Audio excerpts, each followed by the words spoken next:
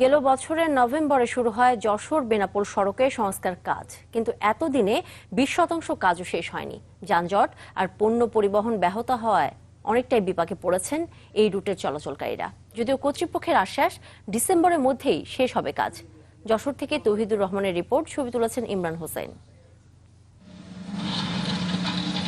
দুই পাশের শতবর্ষী গাছগুলো অক্ষত রেখেই শুরু হয় যশোর বেনাপোল মহাসড়কের পুনর্নির্মাণ কাজ।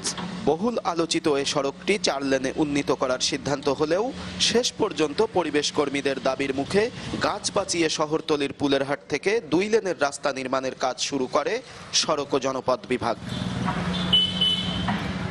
দুটি প্যাকেজে যশোর শহরের দরাটানা থেকে বেনাপোল বন্দরের বাংলাদেশ অংশের নোম্যান্স ল্যান্ড পর্যন্ত 38 কিলোমিটারের এই মহাসড়ক তৈরি হবে, কিন্তু কাজের ধীরগতির কারণে প্রতিদিন এখানে সৃষ্টি হচ্ছে যানজট। পণ্য আনা নেয়া ব্যাহত হওয়ার পাশাপাশি বেড়েছে ভোগান্তি।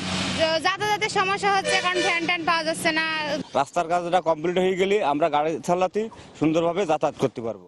2 লেনের এই মহাসড়কের প্রস্থ হবে সর্বোচ্চ 34 ফুট, তবে গাছ থাকায় কোথাও কোথাও তা কমবে। তবে বাংলাদেশ ভারত ব্যবসা বাণিজ্যের স্বার্থে ভালো গাছগুলো রেখে 4 লেন সড়কের দাবি ব্যবসায়ীদের। 2 সাইড থেকেই বড় করে হোক কিংবা এক সাইড থেকেই বড় করে হোক, যেভাবেই হোক 4 লেন হোক। বেনাপোল স্থলবন্দর সেই দিকে তাকিয়েই আগামী 100 বছরের পরিকল্পনাকে মাথায় রেখেই আমাদেরকে কিন্তু 4 লেন সম্প্রসারিত অবশ্যই হওয়া উচিত বলে আমি একজন পরিবেশবাদী হিসাবে আমি মনে করি। সড়ক নির্মাণের কারণে জনদুর্ভোগের কথা স্বীকার করে কর্তৃপক্ষ বলছে আগামী ডিসেম্বরের মধ্যে কাজ শেষ হবে। হচ্ছে যে অর্ধেক করে এক্সকাভেশন করে কাজটা চলমান রেখেছি। এই অবস্থায় কিছুটা মানুষের ভোগান্তি হচ্ছে, এটা সত্য কথা। তবে সেটাকে আমরা রিমুভ করার জন্য আমাদের পর্যাপ্ত লোক আছে যেটা ট্রাফিক কন্ট্রোল করছে। টাইমের গাড়ি তো এরা সময় দেওয়ার জন্য দূরত্ব যাওয়ার চেষ্টা করে, তো ফার্স্ট স্টেপে যখন আমরা সিগন্যালটা দেই তখন সহজে তারা মানতে চায় না।